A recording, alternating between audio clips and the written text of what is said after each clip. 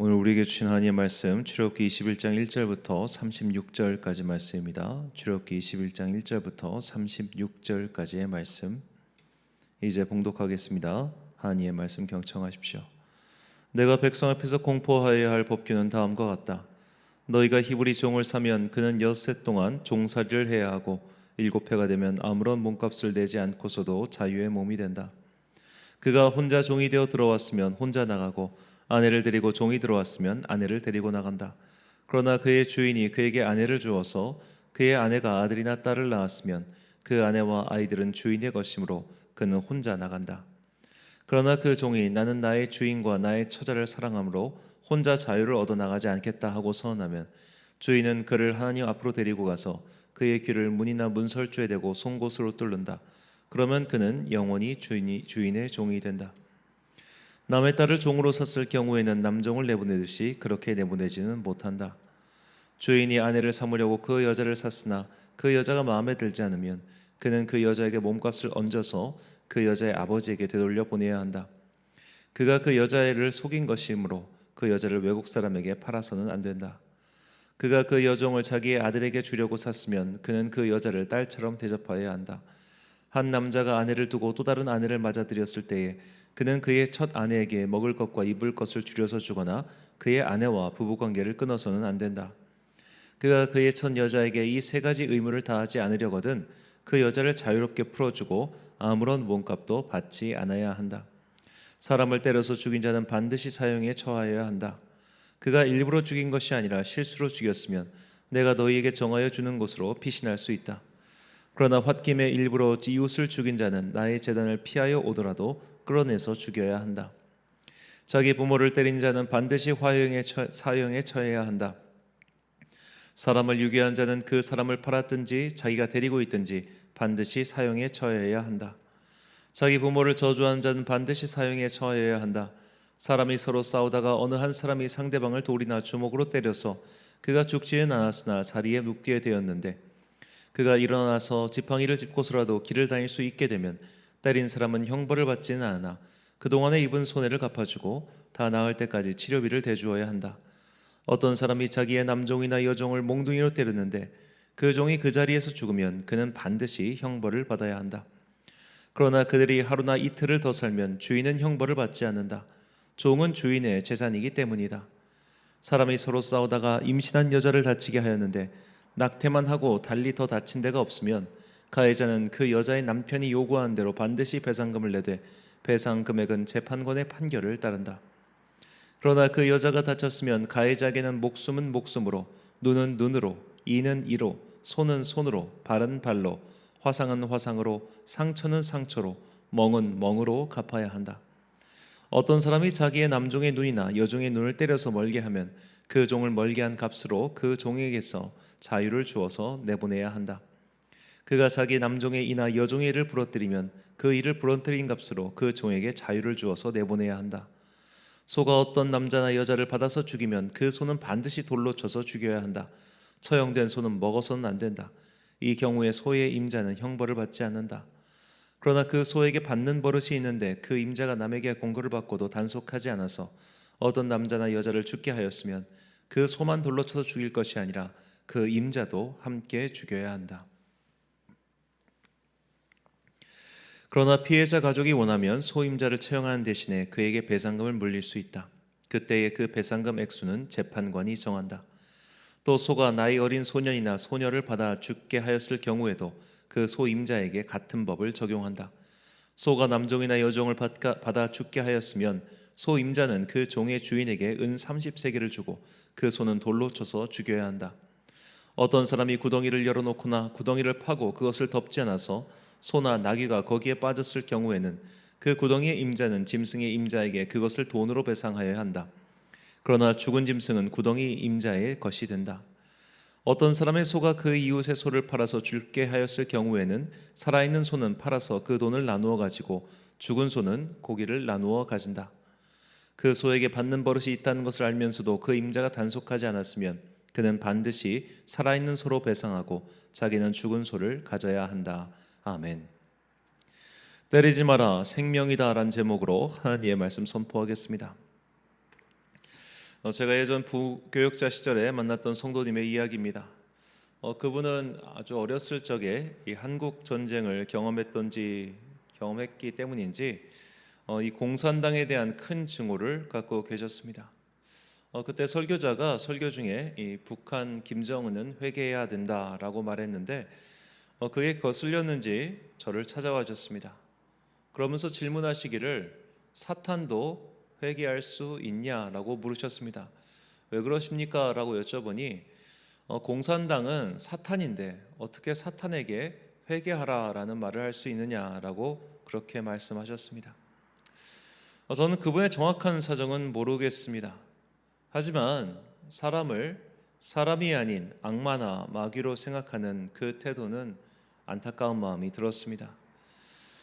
그가 공산당원이든 공산당의 괴수든 그리스도의 율법은 그의 회개를 막을 어떤 법이나 그런 것이 없기 때문이죠.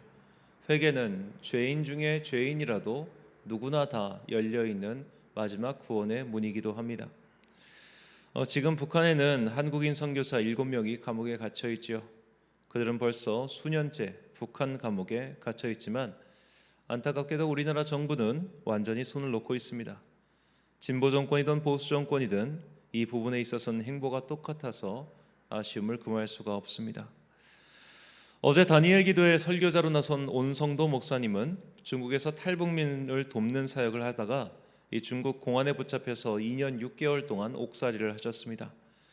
그분은 그 옥살이 중에서 하나님의 더 큰 은혜를 체험하며 오히려 감사로 그 고통을 덮었습니다. 그분의 설교에서 그리고 그분의 얼굴에서 중국 공산당이나 이 북한 정권에 대한 증오는 조금도 찾아볼 수가 없었습니다. 우리가 모두가 다 사랑의 원자탄이 될 수는 없겠죠. 하지만 적어도 우리의 입에서 증오와 원망, 미움과 지시는 좀 사라져야 되지 않겠습니까? 우리가 누군가를 그토록 미워하고 원망하고 증오하고 저주한다는 것은 상대를 사람이 아니라 사람이 아닌 마귀나 혹은 그 이하의 존재로 보기 때문에 그런 것은 아닐까요? 그러므로 모든 그리스도인들은 내가 정말로 어떤 존재를 극도로 증오하고 또 미워한다면 그것이 과연 하나님께서 주신 마음인지 아니면 나의 어떤 특정한 경험으로 인한 것인지 그것을 꼭 살펴봐야 됩니다. 오늘 본문 말씀은 이 인간에 대한 하나님의 놀라운 사랑을 보여주고 있습니다. 본문 23절부터 25절까지 말씀입니다. 그러나 다른 해가 있으면 갑되 생명은 생명으로 눈은 눈으로 이는 이로 손은 손으로 발은 발로 된 것은 된 것으로 상하게 한 것은 상함으로 때린 것은 때림으로 갚을지니라. 아멘. 자, 이런 것을 보통 우리가 형법상의 등가교환 원칙 이런 말 표현을 합니다. 똑같이 거울 효과처럼 갚아주라 이런 말이죠. 현대에 어떻게 보면 이런 형벌제도에 익숙한 사람들에게 아니 상대의 일을 부러뜨렸다고 해서 내 일을 부러뜨린 건 너무 폭력적인 처사가 아니냐, 상대방을 죽였는데 그것이 과실이든 무엇이든 그렇게 됐는데 그것에 대해서 나도 생명으로 갚아? 이건 너무한 거 아니냐, 너무 잔인하다, 그렇게 이야기하는 사람도 있을지 모르겠습니다. 하지만 우리의 현실을 다시 한번 보십시오. 누군가에게 이렇게 피해를 크게 입히고도 정작 자신은 법망에서 교묘하게 빠져나간 사람들이 참 많지 않습니까? 어찌 보면 이렇게 눈에는 눈, 이에는 이 형벌 제도가 만약 지켜진다면 적어도 사람들은 누군가를 때리거나 누군가를 괴롭히기 전에 이 괴롭힘을 나도 당할 수 있다는 아주 그런 기본적인 생각을 할 수밖에 없을 겁니다. 근데 오늘날까지 현대 인류사에서 왜 이런 일들이 계속 전혀 지켜지지 않는 것일까요? 그것은 예외가 너무나 많기 때문이죠. 그리고 사회적으로 혹은 신분적으로 높이 있는 사람이 아래 있는 사람에게 이런 일을 했다고 해서 자신에게 위해가 가해질 일은 전혀 없기 때문입니다.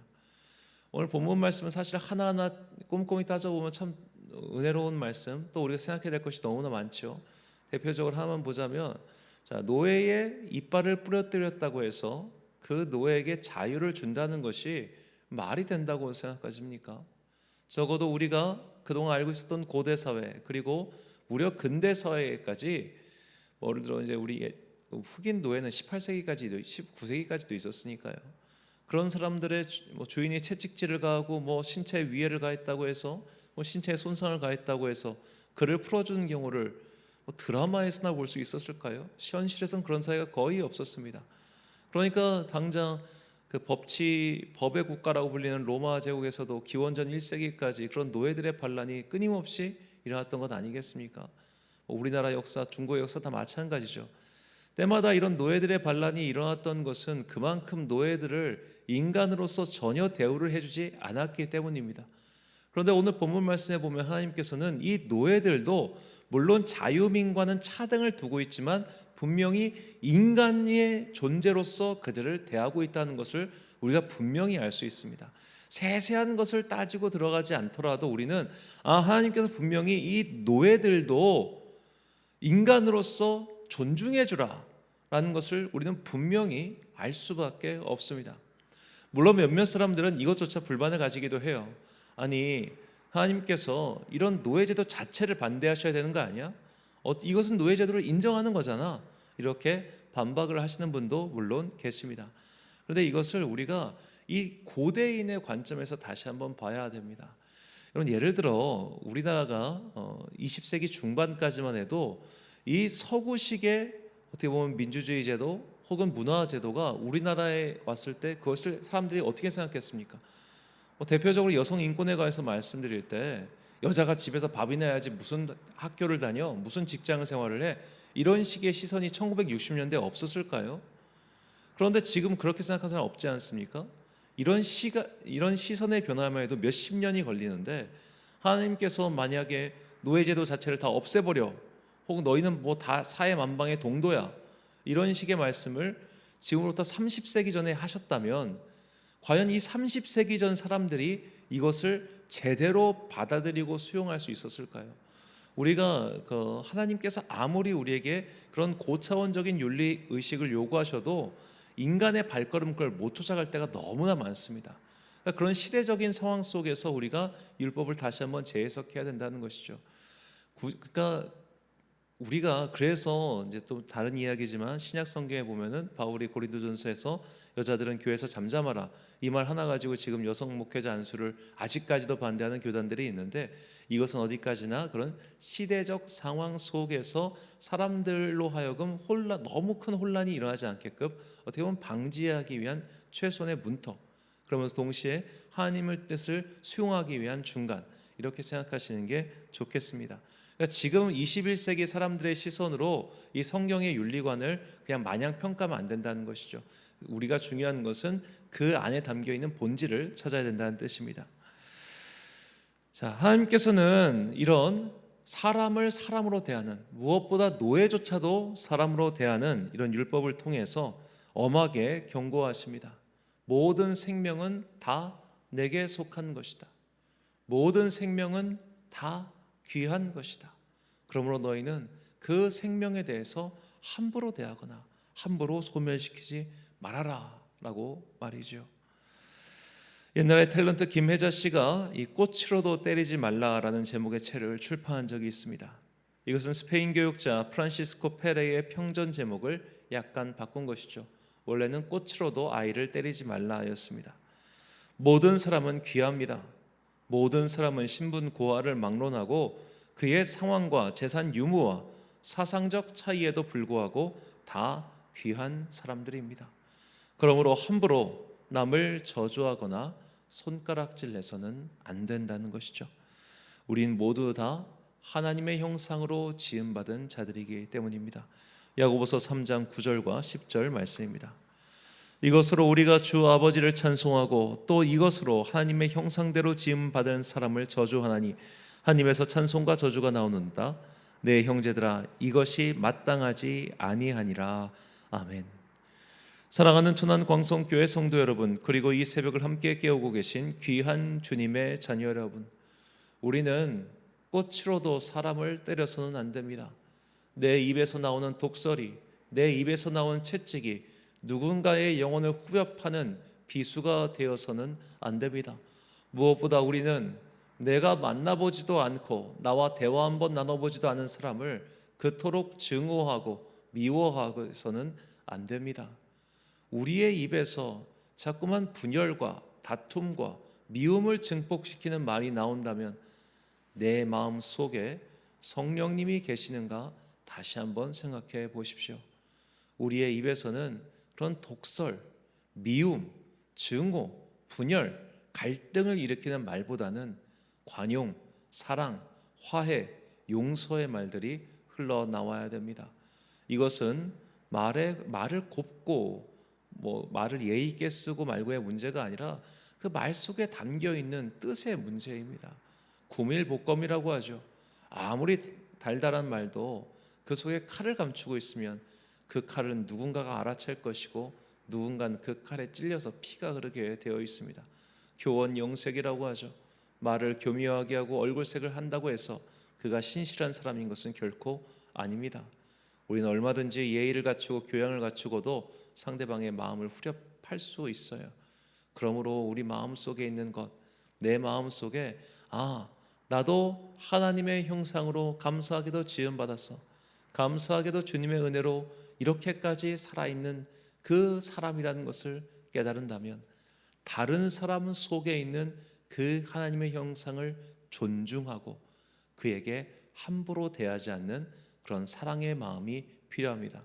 그것이 각 사람의 마음속에 임하신 성령님을 존대하는 것이고 그것이 성령의 열매를 맺어가는 우리의 한 방법임을 잊지 마십시오. 모든 사람이 다 귀합니다. 그러므로 모든 사람을 주님의 마음으로 존대하고 사랑하고 감싸주고 이해하는 그런 가슴 넓은 사랑의 그리스도인들 되시기를 주님의 이름으로 축원합니다. 기도하겠습니다. 사랑과 은혜가 풍성하신 아버지 하나님, 꽃으로도 사람을 때리지 말라는 그런 말만큼 사람은 하나님의 형상으로 지음받았기 때문에 모두 귀한 존재라는 것을 깨닫게 하시니 감사합니다.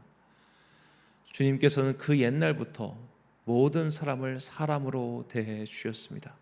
그러나 인간만이 내가 가졌다고 남을 무시하고 나와 생각이 다르다고 그를 증오하고 나와 입장이 다르다고 그를 죽이려 하였습니다. 이런 인간의 어리석음으로 인해 이 세상의 죄악은 날로 커져갔고 지금 우리는 그 죄악이 절정에 달한 시대를 살고 있습니다.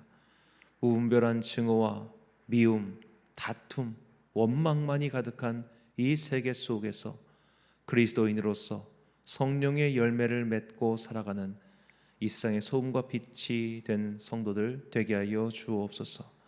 내 말투를 바꾸기보다는 내 마음속 깊숙한 곳에 있는 무언가를 향한 원망, 증오, 미움 등을 다 털어내고 내 마음속에 먼저 하나님의 형상을 회복하여 내 이웃 속에 있는 그 하나님의 형상 또한 함께 회복시켜 줄 수 있는 주님의 손과 발 되게 하여 주옵소서. 한 주간의 업무를 시작하는 월요일입니다. 각 성도들의 그 일터와 그 자리에 주님의 영광이 드러나게 하여 주시옵시고 그 속에서 각자 최선을 다하여 사명을 감당할 때 주님께서 그들의 길을 열어 주옵소서. 이제 얼마 남지 않는 얼마 기간 동안 우리 수험생들이 대학 입시 잘 준비할 수 있도록 은혜 내려주시고 그들이 그동안 열심히 준비한 것들을 떨지 않고 잘 발휘할 수 있도록 주께서 그들을 인도하여 주옵소서. 대학 입시의 모든 과정을 통하여 그들의 믿음이 더욱더 자라나고 주님을 만나는 아름다운 시간 되게 하여 주옵소서. 오늘도 참 좋으신 우리 주님의 은총과 평강이 모든 성도들의 그 일터와 가정과 그리고 삶의 모든 영역 가운데 임하기를 간절히 소망하오며 이 모든 말씀 우리를 사랑하시는 예수님의 이름으로 기도드립니다. 아멘. 오늘의 기도 제목입니다.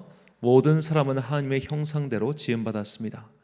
내 마음 속에 특히 미워하는 이가 있습니까?